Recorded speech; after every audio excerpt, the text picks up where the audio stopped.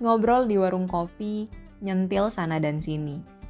Lirik legendaris dari Warkop DKI ini ternyata bukan cuma nostalgia, tapi cerminan banget dari budaya ngopi orang Indonesia. Sebagai salah satu negara yang menghasilkan komoditi kopi dengan kualitas premium, tentunya nggak heran kalau penduduknya pun menggemari minuman ini. Kebiasaan minum kopi ini nggak hanya dilakuin di rumah aja, tapi kerap bergeser ke tempat-tempat lain seperti warung kopi, bahkan ke gerai-gerai kopi modern yang biasa disebut coffee shop. Ngopi cantik di coffee shop langganan udah jadi lifestyle. Nggak salah kalau pertumbuhan kedai kopi juga sangat cepat. Menurut data, pasar kopi Indonesia diprediksi naik 3,6% sampai 2029. Bahkan dalam 3 tahun terakhir, pertumbuhannya udah nyaris 3 kali lipat. Bukan tanpa alasan, peningkatan jumlah kedai kopi ini dibarengi dengan adanya pergeseran budaya dalam mengkonsumsi kopi.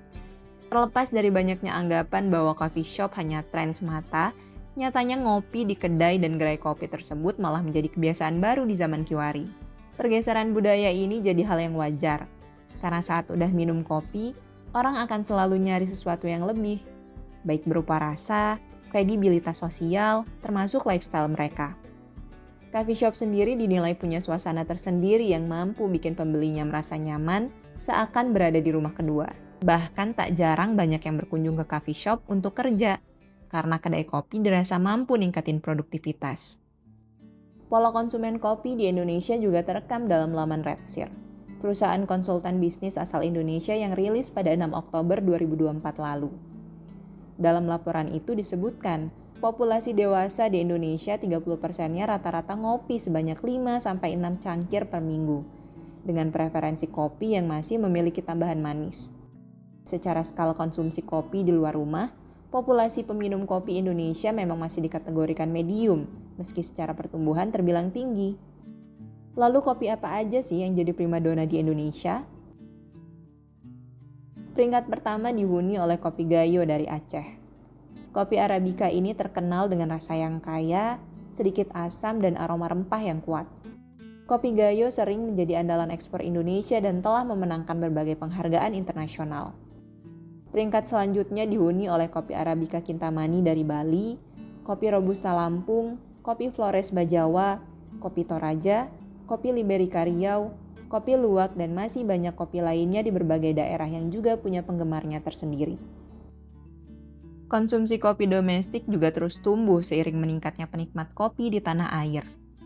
Tercatat pada periode 2024 sampai 2025, konsumsi kopi domestik meningkat dari 4,45 juta kantong pada periode 2020 hingga 2021 menjadi 4,8 juta pada akhir 2025. Jika satu karung kopi setara dengan 60 kg kopi, maka akumulasi konsumsi kopi pada tahun ini sekitar 288.000 ton kopi.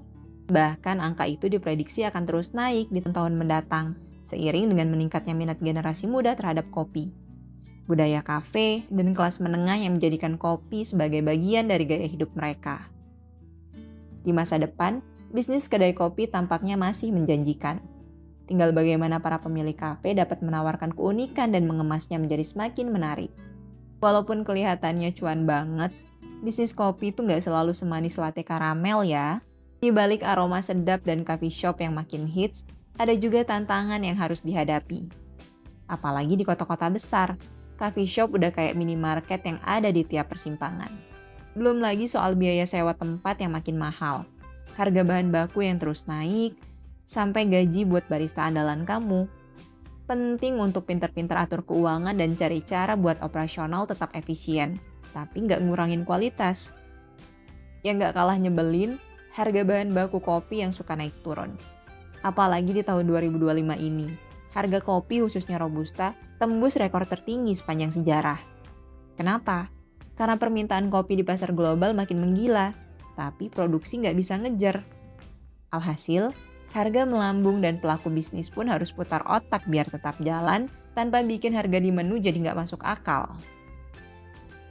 Jadi ya gitu, bisnis kopi itu seru, tapi juga butuh strategi, adaptasi, dan mental baja. Kalau kamu siap, bisa banget jadi peluang emas. Tapi kalau setengah-setengah, bisa tenggelam di antara banyaknya coffee shop lain. Nah gimana? Udah tertarik buat nyoba buka bisnis kopi? Share pendapatmu di kolom komentar ya.